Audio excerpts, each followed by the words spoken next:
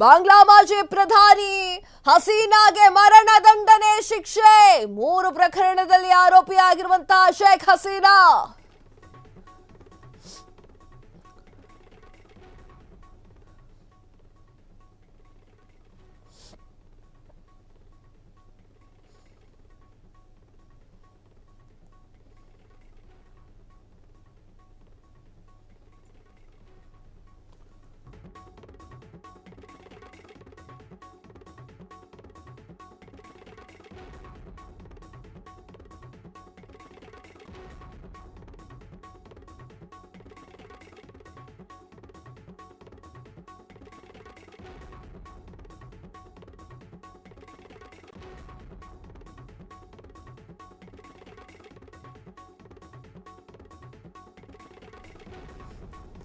ಬಾಂಗ್ಲಾ ಮಾಜಿ ಪ್ರಧಾನಿ ಹಸೀನಾಗೆ ಮರಣದಂಡನೆ 3 ಪ್ರಕರಣದಲ್ಲಿ ಆರೋಪಿಯಾಗಿದ್ದಂತಹ ಶೇಖ್ ಹಸೀನಾ ಬಾಂಗ್ಲಾ ತೊರೆದು ಭಾರತಕ್ಕೆ ಬೀಡು ಬಿಟ್ಟಿರುವಂತಹ ಶೇಖ್ ಹಸೀನಾ ಬಾಂಗ್ಲಾ ಹಿಂಸಾಚಾರಕ್ಕೆ ಹಸೀನಾ ಕಾರಣ ಎನ್ನುವಂತಹ ಆರೋಪದಲ್ಲಿ ಹಸೀನಾಗೆ ಮರಣದಂಡನೆ ವಿಧಿಸಿದಂತಹ ಬಾಂಗ್ಲಾ ನ್ಯಾಯಮಂಡಳಿ ಬಾಂಗ್ಲಾದೇಶದಲ್ಲಿ 1400 ಜನರ ಸಾವಿಗೆ ಹಸೀನಾ ಕಾರಣ ಎನ್ನುವಂತಹ ಆರೋಪ.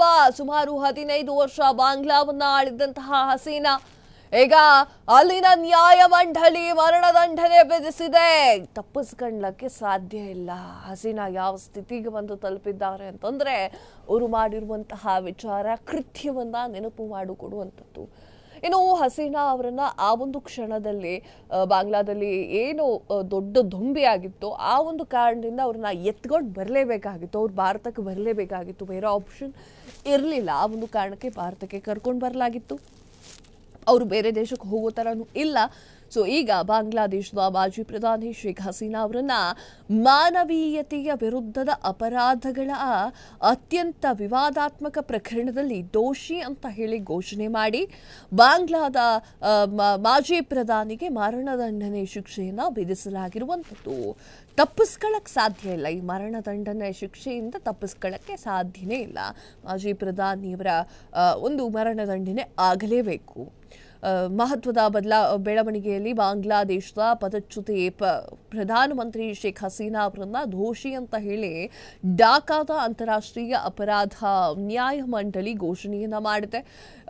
ಕಳೆದ ವರ್ಷ ಈ ಒಂದು ವಿದ್ಯಾರ್ಥಿಗಳ ನೇತೃತ್ವದಲ್ಲಿ ದೇಶವ್ಯಾಪಿ ಭುಗಿಲೆದ್ದಂತಹ ದಂಗೆ ಮೇಲಿನ ಮಾರಕ ದಹನಕ್ಕೆ ಹಸೀನಾ ಅವರನ್ನ ನೇರವಾಗಿ ಸೂಚನೆ ಮಾಡಿರುವಂಥದ್ದು. ಮಾರಕ ದಹನಕ್ಕೆ ಅಂದರೆ ಈಗ ವಿದ್ಯಾರ್ಥಿಗಳು ಏನೋ ಪ್ರತಿಭಟನೆಯನ್ನು ಮಾಡ್ತಾರೆ, ಎಲ್ಲ ಬದಿಗೂ ಮಾಡ್ತಾರೆ. ಏನು ಬಾಂಗ್ಲಾದೇಶದಲ್ಲಿ ಮಾತ್ರ ಮಾಡ್ತಾರೆ ಅನ್ನೋದಿಲ್ಲ. ವಿದ್ಯಾರ್ಥಿಗಳ ಸೇನೆ ಎಲ್ಲ ಕಡೆಗೂ ಕೂಡ ಕೆಲವೊಂದಿಷ್ಟು ಸಂದರ್ಭದಲ್ಲಿ ಪ್ರತಿಭಟನೆ ಮಾಡುತ್ತೆ. ಆದರೆ ಬಾಂಗ್ಲಾದೇಶದಲ್ಲಿ ಏನಾಯಿತು ಅಂತಂದರೆ ಪ್ರತಿಭಟನೆ ಮಾಡಿದ ತಕ್ಷಣ ಅವ್ರು ಹೇಳಬಹುದಿತ್ತು ಲಾಠಿ ಚಾರ್ಜ್ ಮಾಡಿ, ಅಥವಾ ಅವ್ರು ಹೇಳಬಹುದಿತ್ತು ಅವ್ರನ್ನ ನಿಲ್ಲಿಸಿ, ಅಥವಾ ಯಾವುದೋ ಒಂದು ವಿಚಾರವಾಗಿ ಅವರನ್ನು ಹೆದರಿಸಿ ಕಳಿಸಿ. ಆದರೆ ಶೂಟ ಎನ್ನುವಂತಹ ವಿಚಾರ ಬಂದಿರುತ್ತೆ.